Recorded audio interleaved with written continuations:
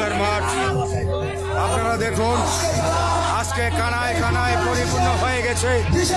আমাদের সাক্ষ্য মায়ের জনপ্রিয়তা আমাদের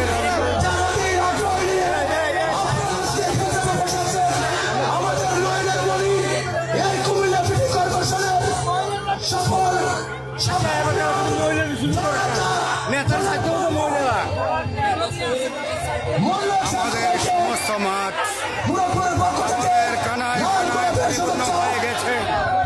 আমাদের মা বোনেরা, হাজার হাজার মা বোনেরা আমাদের প্রাণপ্রিয় নেতা জনাব মনিরুল হক সাক্ষু সাহেবকে এক নজর দেখার জন্য দীর্ঘক্ষণ অপেক্ষা করেছিল। আমাদের প্রাণপ্রিয় নেতা আমাদের মঞ্চে উঠে গেছে। আশা করি ওনার মূল্যবান বক্তব্য উনি পেশ করবেন। তাই আমরা আজকে দ্বিতীয় মুরাদপুর ভুইয়া পুকুরপাড় ফাইনাল স্কুল মাঠ থেকে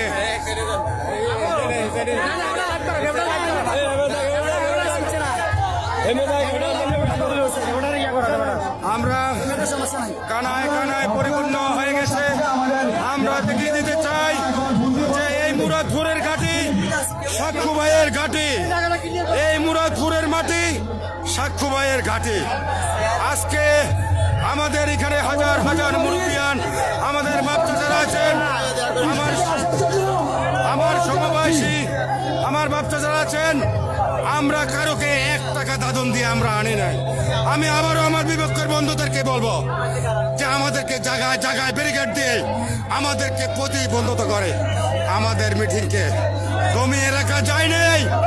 আমরা এখনো বলতে চাই, আমরা জনাব তারেক রহমান সাহেবের কাছে, আমরা মির্জা ফখরুল সাহেবের কাছে অবিলম্বে যদি এই জনাব মনিরুল হক সাক্ষু সাহেবের এই জনসভাকে যারা বানচাল করার চেষ্টা করেছে যদি তাদের বিচার না করা হয়, আমরা কুমিল্লা থেকে 72 এই মা বোনদেরকে নিয়ে আমরা কুমিল্লা টাউন হল থেকে 72 আন্দোলন ঘোষণা করে দেব।